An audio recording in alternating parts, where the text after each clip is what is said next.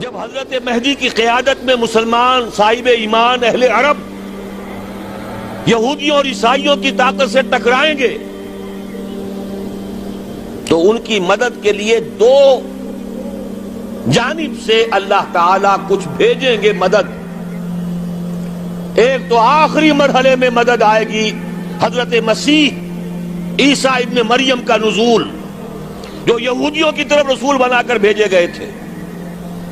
انہیں یہودیوں نے اپنے خیال میں سولی پر چڑھا دیا، لیکن اللہ نے فرمایا وما صلبوہ وما قتلوہ ولکن شبہ لہم بل رفعہ اللہ الیہ. اللہ تو اپنی طرف اٹھا کر لے گیا. اور احادیث صحیحہ جو کہ ہمارے ہاں متواترہ کے درجے میں ہیں، وہ احادیث جو صحیحین کی ہیں، ان سے ثابت ہے کہ حضرت عیسیٰ ابن مریم دوبارہ زمین پر آئیں گے. اور یہودیوں کا سب سے بڑا سرغنہ جو خود مسیح ہونے ہی کا دعویٰ کر رہا ہوگا، مسیح الدجال، اسے حضرت مسیح قتل کرے گے. لیکن ایک دوسری حدیث سے معلوم ہوتا ہے کہ مشرق سے فوجیں آئیں گی حضرت مہدی کی مدد کے لیے. یخرجون ناس من المشرق یؤدون للمہدی یعنی سلطانہ. مشرق کی طرف سے فوجیں آئیں گی کہ جو مہدی کی حکومت کو مستحکم کریں گی. خراسان کا لفظ آتا ہے ایک دوسری حدیث میں. خراسان سے سیاہ عالم چلیں گے، انہیں کوئی نہیں روک سکے گا یہاں تک کہ وہ یروشلم میں جا کر رسم ہو جائیں گے. اور حضور کے زمانے میں اچھی طرح سمجھ لیجئے، ہند کسے کہتے تھے حضور کے زمانے میں؟ پاکستان ہند میں شامل نہیں تھا. سندھ و ہند، سندھ ایک مکمل ملک تھا، ہند اس کے بعد شروع ہوتا تھا. یہ راجپوتانے کا اور تھر کا ڈیزرٹ جو ہے، اس سے آگے جو ہندوستان ہے وہ ہند تھا. یہ جو ہمارا پاکستان ہے یہ ہمیشہ ہند میں شامل نہیں رہا. حضور کے زمانے میں بالخصوص سندھ و ہند، دریائے سندھ چلا آ رہا ہے.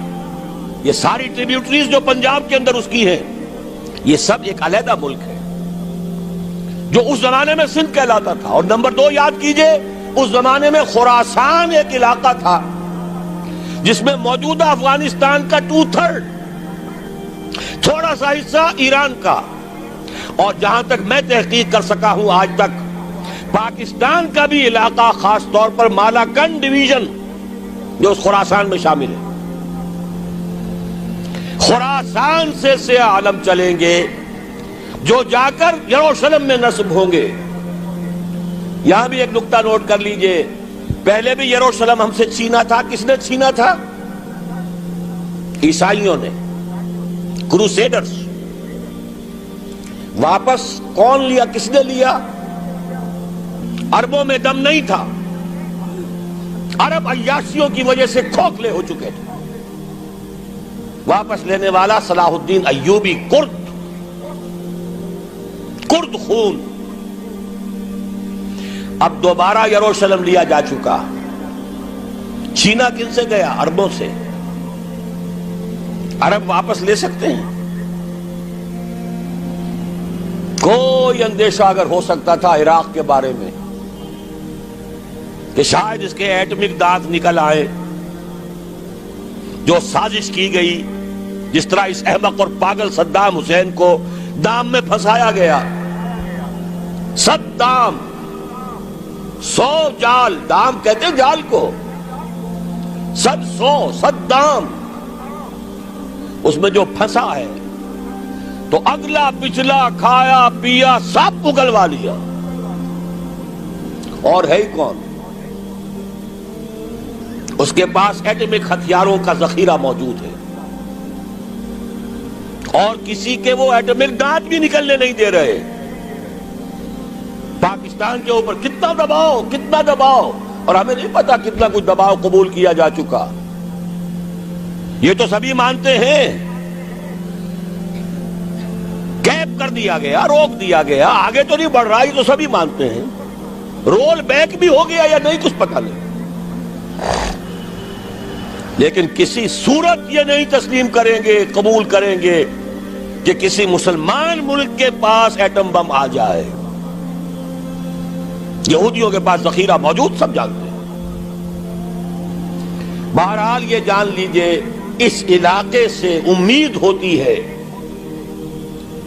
سندھ اور خراسان حالات بہت خراب ہیں ہمارے، اور حالات بہت خراب ہیں افغانستان کے بھی، لیکن حالات کے بدلتے اللہ تعالیٰ کی مشیت کے تحت دیر نہیں لگا کرتے. سیرت نبوی میں مجھے نظر آتا ہے سن 10 میں 10 نبوی ہجرت سے 3 سال پہلے 2.5 سال پہلے کہیں سے کوئی امید کی کرن نظر نہیں آتی تھی کہ عرب میں اسلامی حکومت قائم ہو جائے گی. 10 برس ہو چکے محمد الرسول اللہ کو دعوت دیتے ہوئے، اور ابھی تک بمشکل 125 آدمی ہے. اپنے بل پر اپنے طاقت پر مکے میں رہ بھی نہیں سکتے.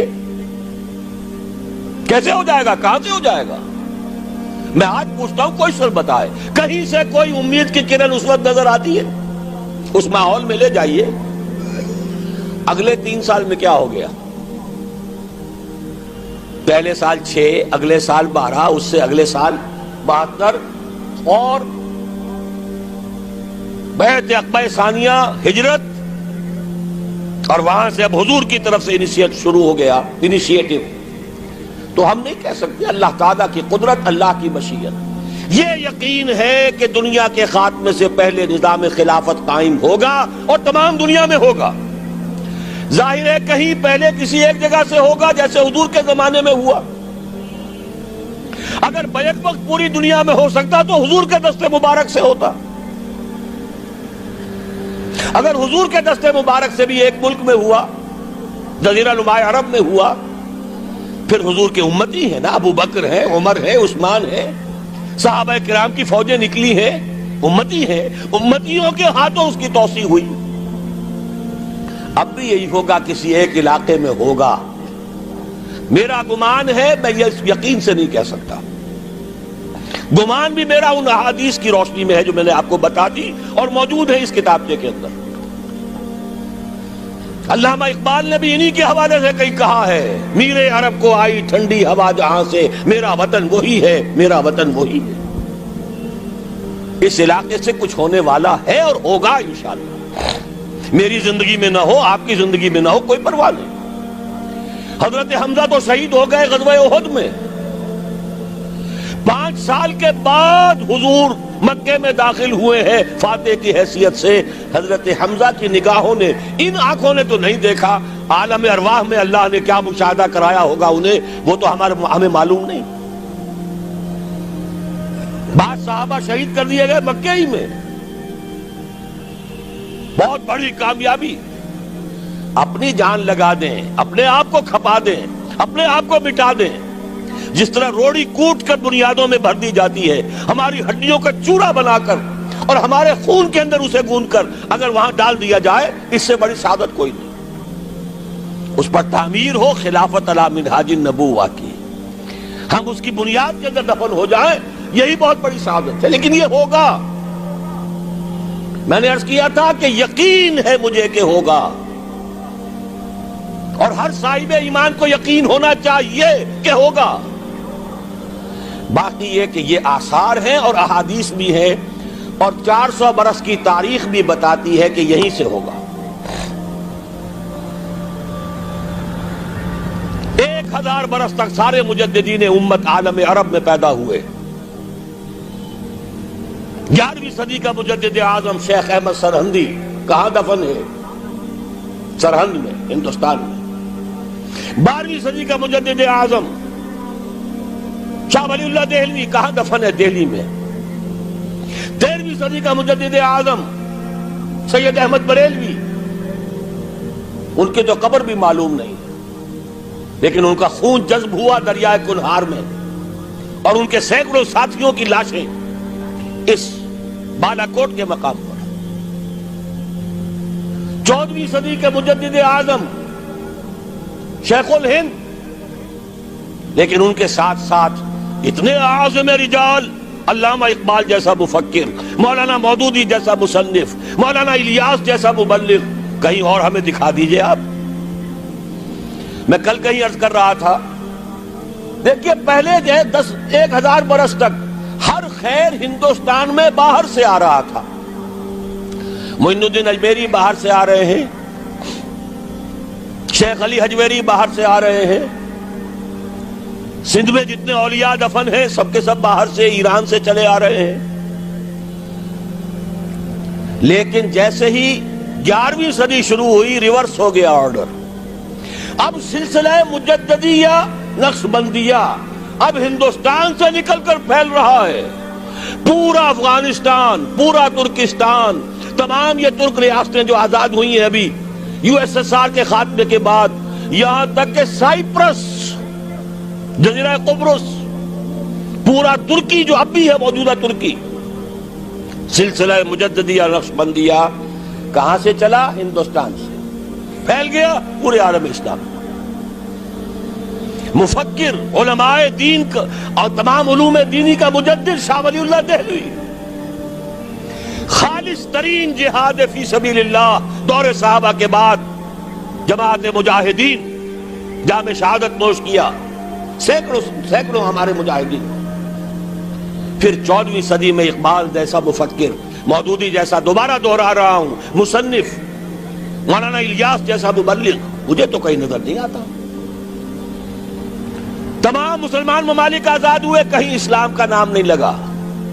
نہ سرکاروں نے نعرہ لگایا، نہ کہیں کسی اور نے نعرہ لگایا. عربوں نے بھی عرب نیشنلزم کا نعرہ لگایا، اسلام کا نعرہ نہیں. تحریک پاکستان میں نعرہ لگا، پاکستان کا مطلب کیا؟ لا الہ الا اللہ. صبح عرض کر چکا ہوں، تحریک خلافت پوری دنیا میں کہیں نہیں، صرف بر عظیم پاک و ہند میں. اور کیسی تحریک خلافت کہ ہندو شریک ہوئے، گاندھی شامل ہوا، پورے ہندوستان کو جس نے گنجا دیا. یہ دوسری بات ہے کہ جب خود مصطفیٰ کمال نے ختم کر دیا تو اب کیا کرتے؟ مدعی سست گواہ چست. نوٹ کرنے کی بات ہے، کچھ آثار ہیں، 400 سال کی تاریخ ہے، بتا رہی ہے پاکستان کا قیام خود ایک معجزہ. یہ ساری چیزیں مشیت ایزدی میں کسی بڑے خیر کا پیش خیمہ ہے.